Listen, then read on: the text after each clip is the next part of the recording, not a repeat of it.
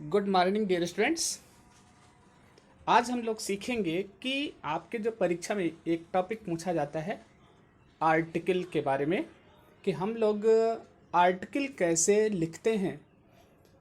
ये आपके different exam में पूछा जाता है, जब आप कंपटीशन देते हैं वहाँ भी पूछा जाता है, आप जब स्कूल का एग्ज़ाम देते हैं वहाँ भी पूछा जाता है, बोर्ड एग्जामिनेशन में भी पूछा जाता है, होम एग्जामिनेशन में भी पूछा जाता है। और इसका परसेंटेज हम देखते हैं तो लगभग अच्छे खासे मार्क्स का रहता है। यहाँ तक कि हम देखते हैं कि 8 से 10 नंबर का आता है ये आपके मतलब पाठ्यक्रम में। तो आप लोगों को ये टॉपिक अच्छे से तैयार करके अपने एग्ज़ाम में अच्छे से लिखना है, सुंदर राइटिंग में लिखना है, जिससे कि आपको अच्छा अंक अर्जित हो सके। देखिए, टॉपिक सबसे पहले हम चूज कर लेते हैं। आपके एग्ज़ाम में 2 या 3 टॉपिक दिया जाता है, उसमें से एक टॉपिक के ऊपर आपको आर्टिकल लिखना होता है। ठीक है। अब जैसे मान लीजिए लिखा गया है independence day in my village, तो टॉपिक इसको डिफरेंट टाइप से चेंज कर सकते हैं, केवल इंडिपेंडेंस दे सकते हैं। ठीक है। तो या कभी कभी ऐसा पूछा जाता है राइट, ठीक है, an article on your national festival. अपने किसी एक नेशनल फेस्टिवल पर आप क्या लिखिए, आर्टिकल लिखिए। तो नेशनल फेस्टिवल आपका इंडिपेंडेंस डे है, तो आप इंडिपेंडेंस डे पर मतलब क्या कर सकते हैं, आर्टिकल लिख सकते हैं, ऐसे लिख सकते हैं। तो इसके लिए जो ज़रूरी है, सबसे पहले हम अपने माइंड मेकअप कर लेते हैं कि किस किस टॉपिक पर हमको कितना लिखना है। ठीक है। मतलब उसको हेडिंग डालकर भी लिख सकते हैं, पैराग्राफ चेंज करके भी लिख सकते हैं।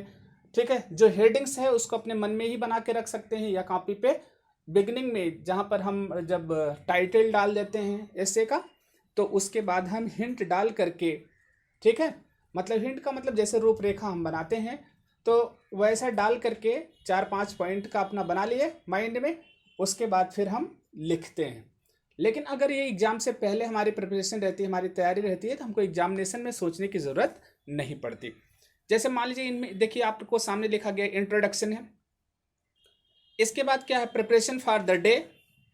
इंट्रोडक्शन का मतलब प्रस्तावना होती है, प्रिपरेशन फॉर द डे का मतलब होता है कि हम उसका उस दिन किस प्रकार की तैयारी करते हैं। इसके बाद लिखा गया प्रोग्राम इन द टाउन, ठीक है कि नहीं, किस तरीके से प्रोग्राम कहाँ पर मतलब कस्बों में मनाया गया। Program in the school, school में कैसे मनाया गया। अब हम पूरे कंट्री के बारे में बना सकते हैं कि किस तरीके से मनाया गया। इसके बाद कंक्लूजन, कंक्लूजन का मतलब होता है निष्कर्ष, हम लास्ट में लिखते हैं। देखिए इंट्रोडक्शन में लिखा गया सबसे पहले, मान लीजिए हम इसी को पढ़ते हैं, तो लिखते हैं our independence day falls on the 15th August every year. हम सब जानते हैं कि 15 अगस्त को क्या होता है, 15 अगस्त आर इंडिपेंडेंस डे मनाया जाता है। Our country got freedom on the very day after many, क्या हो गया, सेंचुरीज। अब यहां पर लिखा गया आवर कंट्री मतलब हमारा देश, गॉट फ्रीडम मतलब स्वतंत्रता प्राप्त किया, ऑन दिस वेरी डे मतलब इस दिन को, आफ्टर मेनी सेंचुरीज। ठीक है, कई शताब्दियों पहले, सेंचुरीज तो गलत हो जाएगा यहाँ पर, आफ्टर मेनी डिकेड्स, दशक। ठीक है, क्योंकि 1947 को हम स्वतंत्र हुए, तो यहाँ पर सेंचुरीज लिखना गलत हो जाएगा। यहाँ पर आफ्टर मेनी क्या लिखेंगे, डिकेड्स मतलब कई दशक पहले। आप ऐसा भी डाल सकते हैं कि कितना दिन हो गया भारत की स्वतंत्रता का। आप 1947 से आपने कंक्लूजन कर लिया, आज तक जितना हो रहा है उसको आप लिख लिए। लगभग आपके स्कूल में भी बताया जाता है कौन सा हम स्वतंत्रता दिवस मना रहे हैं, आप उसको डाल सकते हैं। चलिए, preparation of for the day, day की प्रिपरेशन हमको करने हैं। जैसे we celebrate this day with great zeal every year, मतलब बहुत उत्सुकता के साथ मनाते हैं। This year we made great preparation in our school, इस साल हम लोगों ने क्या किया, बहुत परिश्रम करके, मेहनत करके स्कूल में तैयारी किया, किसका, इंडिपेंडेंस डे का। अब मान लीजिए आप लोग छुट्टी में रहे, वो अलग बात है। अब every one of us was eager to take part in the independence day celebration, लगभग सभी लोग, हम लोग क्या रहते हैं, ये उत्सुक रहते हैं 15 अगस्त मनाने के लिए। The vice principal drew up a programs, अब वाइस प्रिंसिपल लिख सकते हैं, जो भी आपके स्कूल में करता है उसको लिख सकते हैं। It was announced by the principal on the 13th of August। अब प्रिंसिपल ने इसकी अनाउंस कर दी थी कि किसके नेतृत्व में 15 अगस्त मनाया जाएगा। ठीक है, आप इसको डाल के लिख सकते हैं। अब आप जो देखते हैं, आप वास्तविकता को अगर सेंटेंस बनाना आता है तो आप उसको नोट करके लिख सकते हैं। अब कह दिया कि प्रोग्राम इन द टाउन और प्रोग्राम इन द कंट्री कर सकते हैं।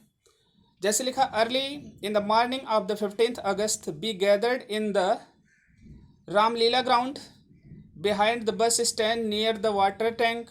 अब जहाँ भी आपका लोकेलिटी है आप वहाँ का डाल सकते हैं, केवल यहाँ से आप क्या लीजिएगा, टॉपिक लीजिएगा। Our teacher also joined us in a few minutes, we were divided into 4 parties, each parties was singing national songs and shouting Mahatma Gandhi की जय, भारत माता की जय। Our youngster companions were full of more enthusiasm, enthusiasm मतलब देशभक्ति होती है। They were shouting the slogans at top of their voice, मतलब जो नारा लगाते हैं पूरे फुल मतलब आवाज में लगाते हैं। The singing and shouting national slogans be reached school eight 7:30 AM। तो हम स्कूल कितने बजे पहुंच जाते हैं? 7:30 बजे पहुंच जाते हैं।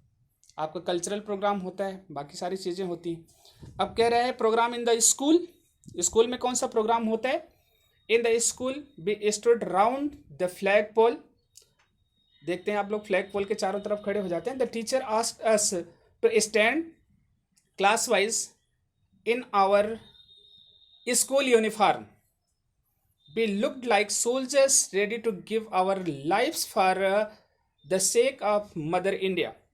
The teacher stood behind us on our principal's request.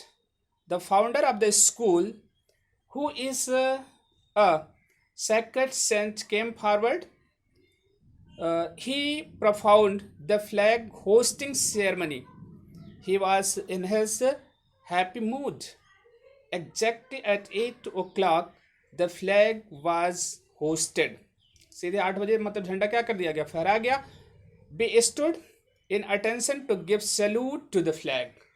हम अटेंशन खड़े हो जाते हैं झंडे को क्या करने के लिए, सल्यूट करने के लिए। After the flag ceremony, Jana Gana मन was sung, the shout band played the tune, the flag ceremony came to the close with a few speeches. The teacher and the founder delivered their speeches. All the speakers threw light on the importance of the day. Two teachers told us our duties towards the country। ठीक, conclusion last में आप निष्कर्ष लिख सकते हैं। The principal asked us to assemble round the field to take part in the sports. The sports were held with great zeal. Those who stood first and second in the respective sport got prize from the founder।